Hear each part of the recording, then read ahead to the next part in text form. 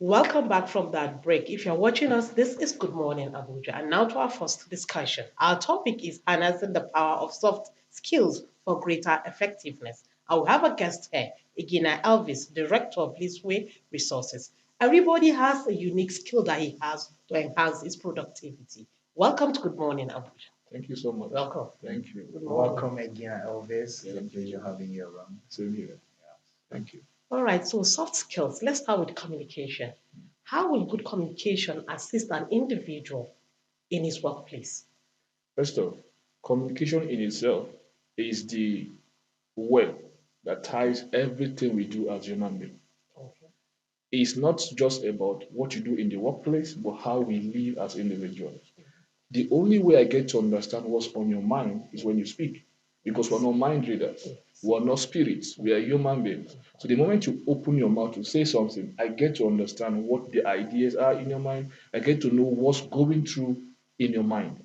So to answer your question, helping you in your workplace is very critical to learn communication skills because no matter the ideas you want to bring, no matter the teams you are leading, you have to bring the vision clear to those you're leading.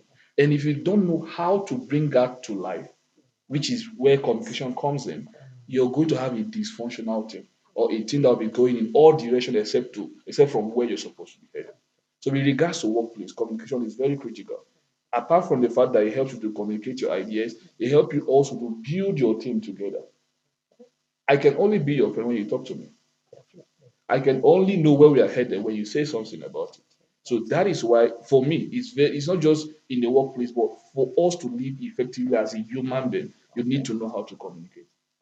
Yeah.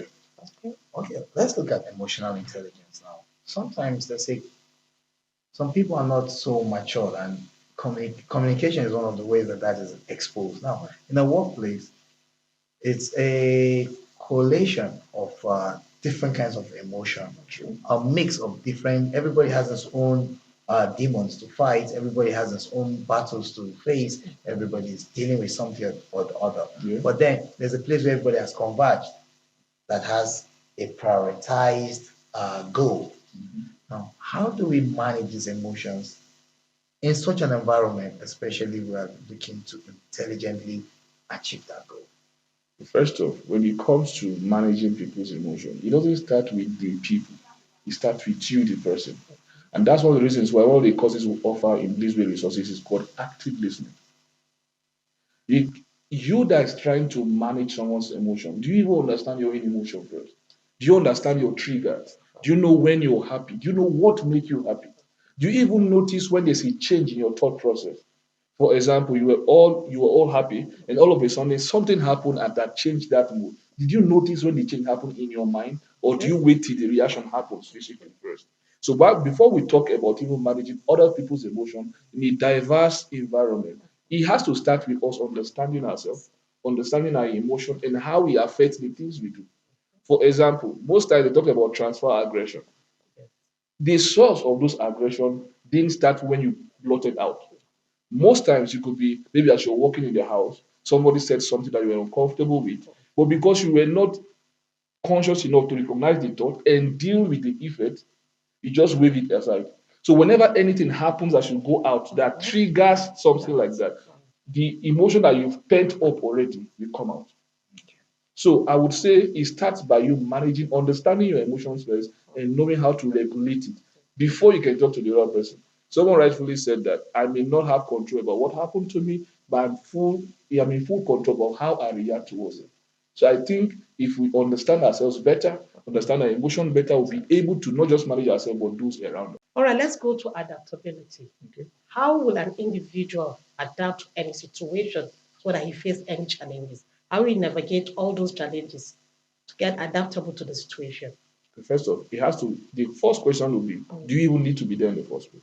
Or do you Okay. want to be there? Okay. Because before you choose to adapt, there has to be a reason that will motivate the adaptation. Okay. So if you're in a workplace, you know you are there to achieve a goal, and the goal is going to be rewarded. It means that whatever the situation, even though you're not comfortable with it, you have to find a way. Okay. So when you are clear about why you are there in the first place, adaptation becomes easy for you. So I would suggest, first off, be clear about what you're doing and why you're doing it. That's what will motivate you to do the necessary adjustment for you to achieve what you need to achieve. Let's let's um, let's digress a bit and talk about interpersonal skills. Okay. What would you consider interpersonal skills, and how do these skills make for an effective leader? First off, their main, or the first that comes to my mind will be relationship management. Now, why that comes first is this. Irrespective of whatever goal or aim we're trying to achieve as human beings, we are first human before the goal. And as a leader, you're leading human beings like you. Now, if you don't know how to relate well with human beings, there's a level you cannot get to as a person. For example, there are a lot of people that are working behind the scene to make this production work. And beyond the salary that are being paid, there's someone that is in charge of making sure everybody is at top shape to make sure it comes out well. Imagine if this person doesn't know how to relate with them beyond the office space, right? So, relationship management is key for leadership because at the end of the day, all the goals you want to achieve, all the ideas you have in your head, has to be executed by a human being. And most times, it's not you as a leader. You may not even be there when the execution is happening. But sometimes what determines the effectiveness of that execution is the relationship they have with whoever is there or the goal itself. So relationship management comes first in my mind, irrespective of what we're trying to do as leaders, Okay. Conflict is inevitable. for sure. So, how can conflict resolution skills enhance harmonious living? Now, it goes back to what I just mentioned about relationship Mhm. management. Now, if the end goal goes beyond you achieving the particular aim you want to achieve to having people living peacefully and to subsequently do so, Yeah. you know how to manage conflict. Why? Because it's just people coming with different opinion. You need to first of all sit down with them. They have to understand that this is beyond you taking sides to Okay. resolving issues that will make you people work together going forward. So conflict resolution skill is top too because you will always have that. Wherever you have two or more people, there are bound to be different opinions. So, but as a leader, how you resolve those issues comes out to mark your credential as a leader. So, Okay. conflict resolution too is key. Okay. Let's talk about morale now in the workplace. We all know a cheerful environment is a good place to be. True. But is too much cheer a bad thing, or should everybody just be tight-faced working all through the day? And how does people's attitude affect morale, whether in a good way or a bad way? Someone rightfully said that everything rises and falls in leadership. So, to answer your question, how does people's attitude affect the morale in the workplace? To a great extent. For example, imagine you're the leader of your department and you come in strong faced, angry as if the whole world is against you. What do you expect your subordinates to behave? Or how do you imagine they will feel seeing you like that? Now, your attitude goes beyond how you feel, it's transferable. People get your energy. Sometimes they call it vibe. So, as a leader, even when you're not feeling well, you can't bring that face to work because the ripple effect will be dangerous for what you're trying to do. So attitude is very key too. But then when you know yourself, when you know your emotions, when you understand yourself and know how to regulate yourself, it becomes easy to manage some of these things. Morale is good, it has to be high for productivity, but when you as a leader don't know the implication of this, it will trickle down to everybody working around you. And at the end of the day, whatever it is you're trying to achieve will not be achieved. You said when you know yourself, but Mhm. if you don't know you have those skills, those soft skills, then how will you be able to bring them out? First off, that is why self-awareness is very key.